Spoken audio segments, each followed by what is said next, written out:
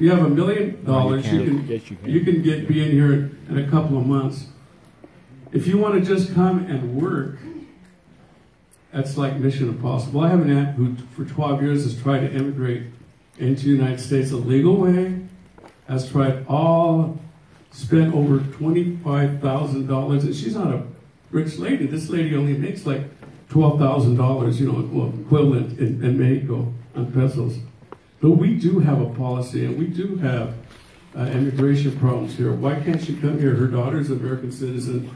She has brothers and sisters and people that would sponsor her, and a family that loves her here. We have families that are being broken up. We have families that are being deported. Everyone in this country, everyone in this room is an immigrant. No. Everyone in this room is an immigrant, unless you were born here, yes, or you're an alien, you came from another country, I was born here. Planet. Hey, guy, you need to be quiet. I'm trying to hear what he's saying. We all immigrated here. So much hate. Every single one of us. My family came from Mexico, but my great-grandparents came from Spain, from France, from Portugal, and from Germany. And all of us are that way. We all have a mixture of people. That's what American is. It is the melting pot, and that's what makes us great. I want to thank everyone. May God bless every single one of us, and may we have a great day. Not an immigrant. I was born here. And I had to tell George because in case you've noticed, can we listen to the audience? But I want you to know that he is a prime example, just like Roberto Tijerina, that has never hindered their ability to do what they have to do to ensure human rights. Enrique. Here.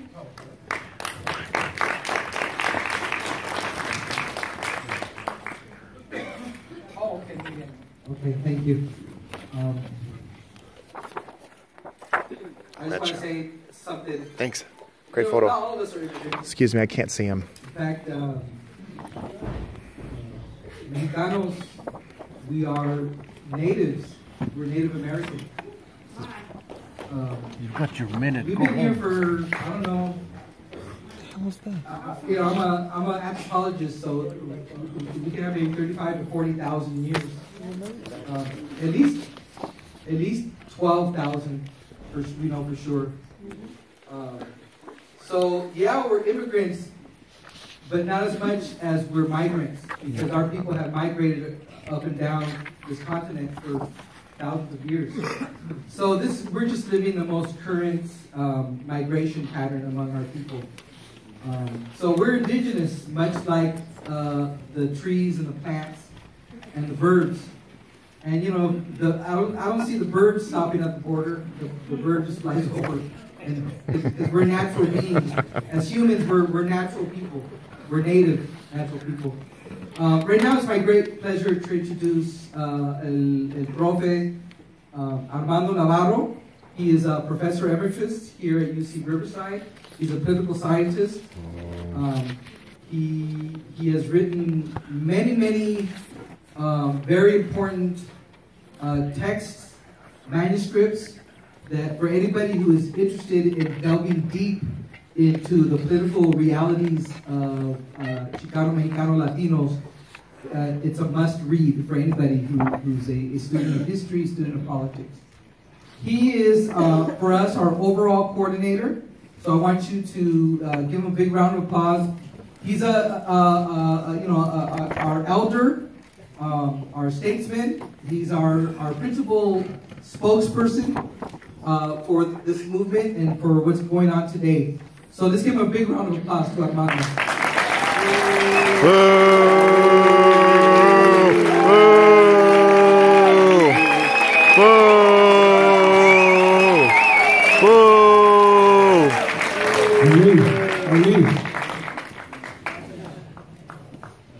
Before I start, let me get the mechanics organized. What is this brown beret? What the hell is this?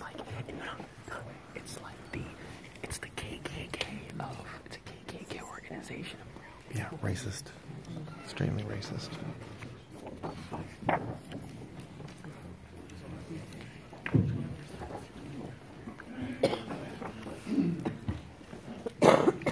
Let me, first of all, give you my greeting as a professor that's retired, as an activist of many years, and as a person that has government funded activists, many wars, many organized efforts, marches, summits. I go back to 1968. Some of the activist leaders know who I am. And this meeting here, before I get into the detail, was a meeting that was long overdue by the Mexicano Latino community. I say that because in my many years of organizing, we have seen many crises. We have fought many battles.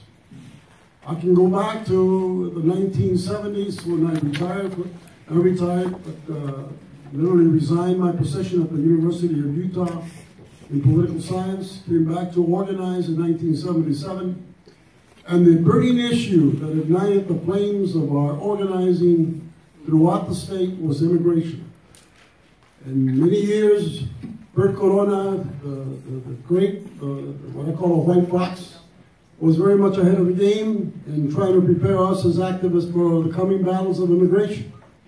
And those coming battles of immigration were very much predicated with the whole issue of the demographic transformation that was beginning to take place in the early 1970s. With the numbers that we have today, the battles that we fought in the 1970s, the 1980s, and the 1990s, and the early 21st century are overcome today by an incredible reality that we have not faced as a people or as a country.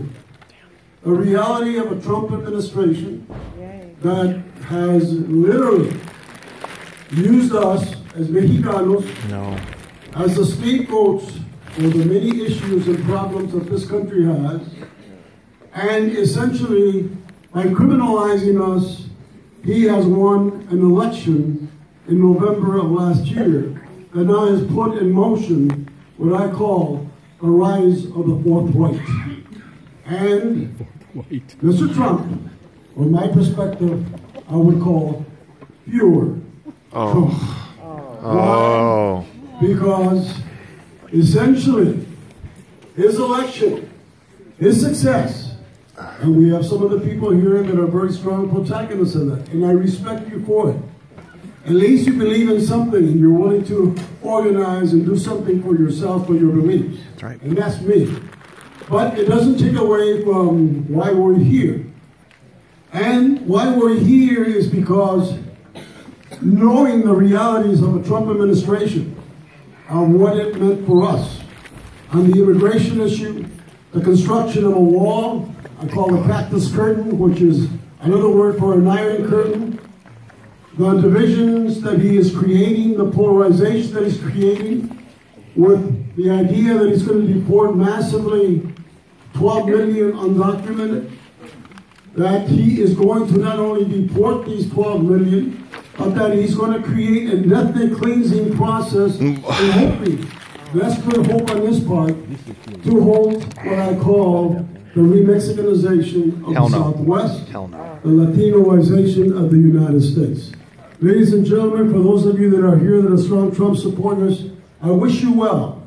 Because what you see here is a reality of the future.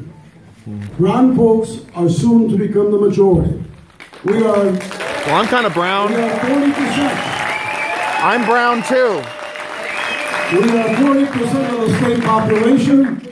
And let me give you a litany of statistics that will hopefully inspire you to believe in what I'm saying. Time and history is on our side. The numbers are there. Why? And that's why Armando Navarro, in December 3rd, moved, as retired as I am. I stopped organizing in 2009.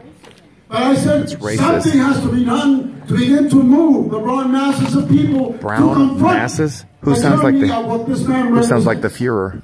And that tyranny is represented by his actions today of what he has been doing in his first 100 days. And that reality is that we meet the challenge. And December the 3rd, I said to 100 leaders, we have to prepare. We're in a state of war. A declaration of war has been made politically on us, and we have to respond. And I know how to respond.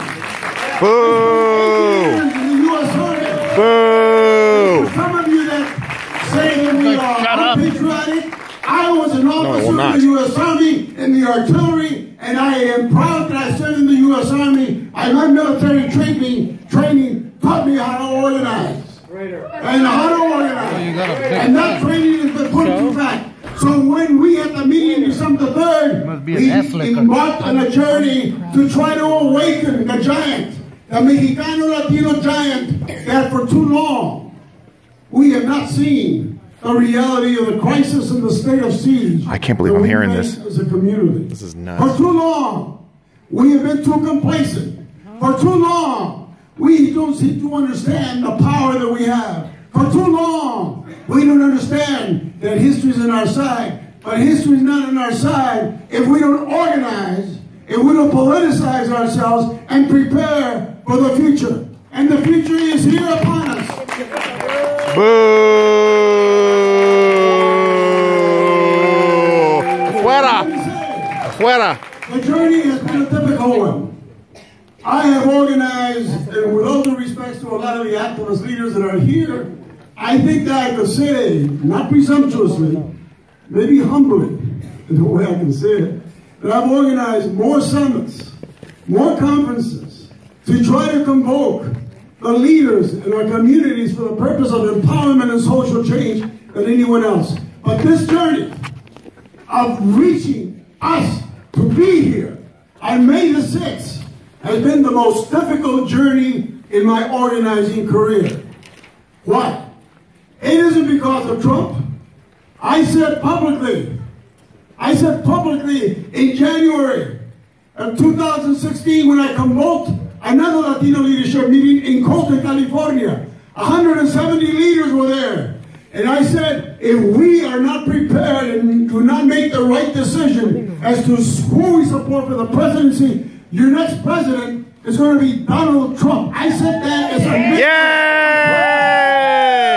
Yay! Why? For the reason that these people are here. They're angry, upset. Me? Oh, yes. I'm happy. Are you talking to me? Yeah, that's right. And for that reason, Yeah. God bless Donald Trump. We have commenced on this journey very difficult. But we had to do some maneuvering. In the Army, they tell you one thing. When the situation gets rough, you adapt. You adapt. I learned that as an artillery officer. And you adapt and you overcome. That's the key word. Overcome.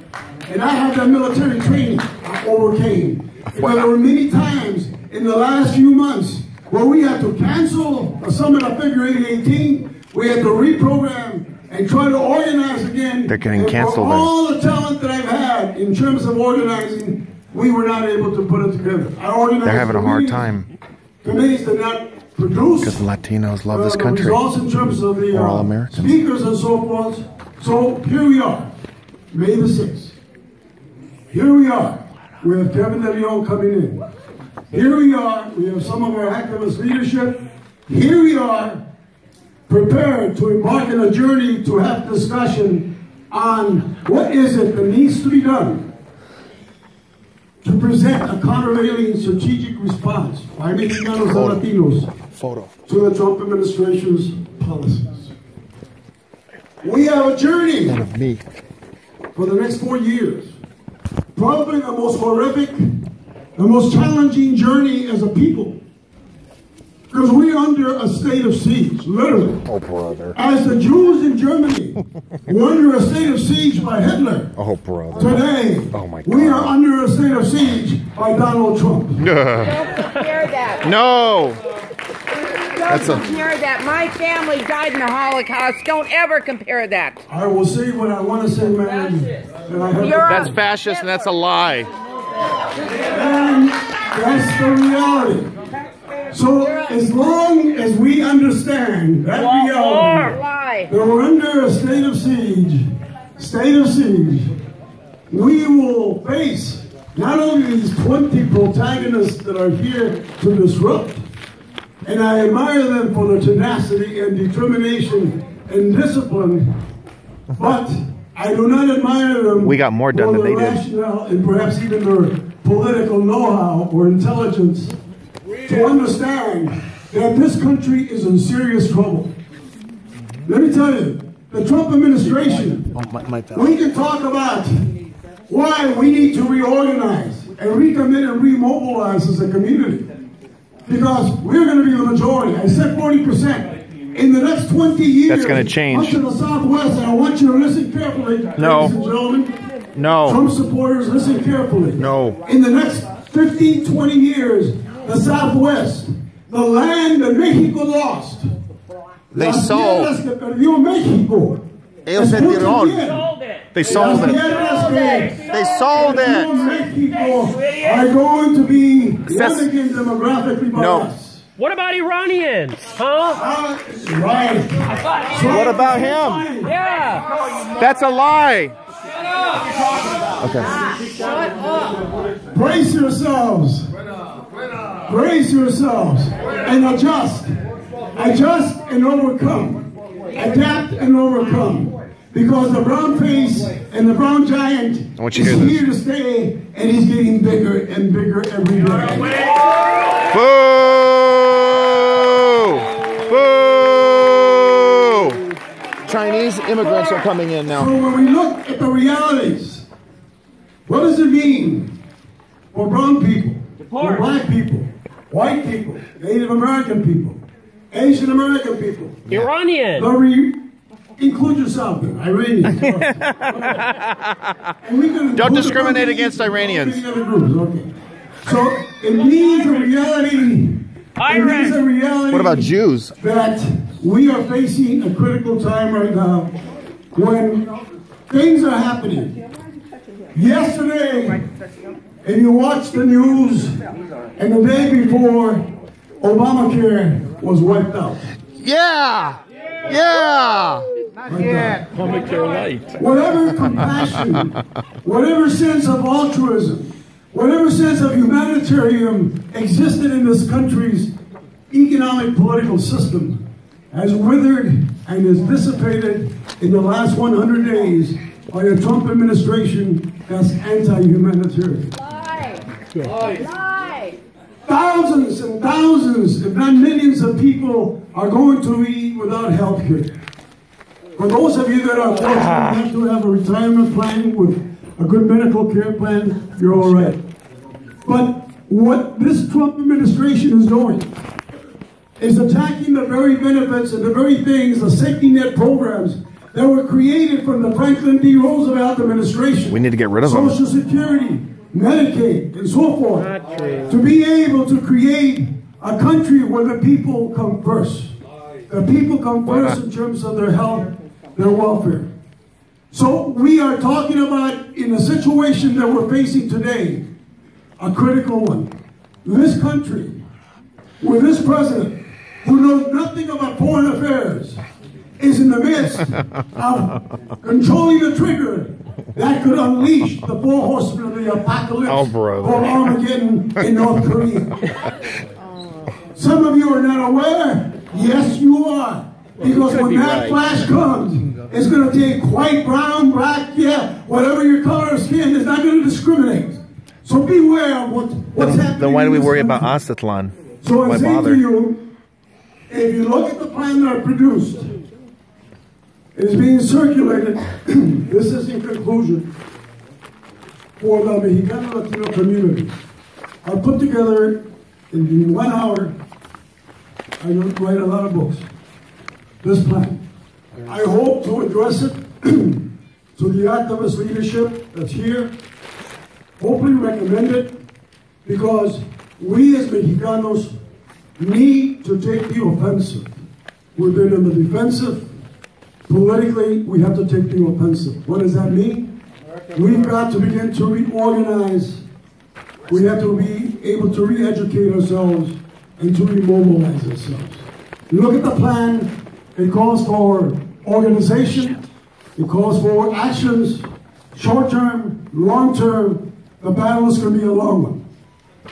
But I urge you to stay Stay the course.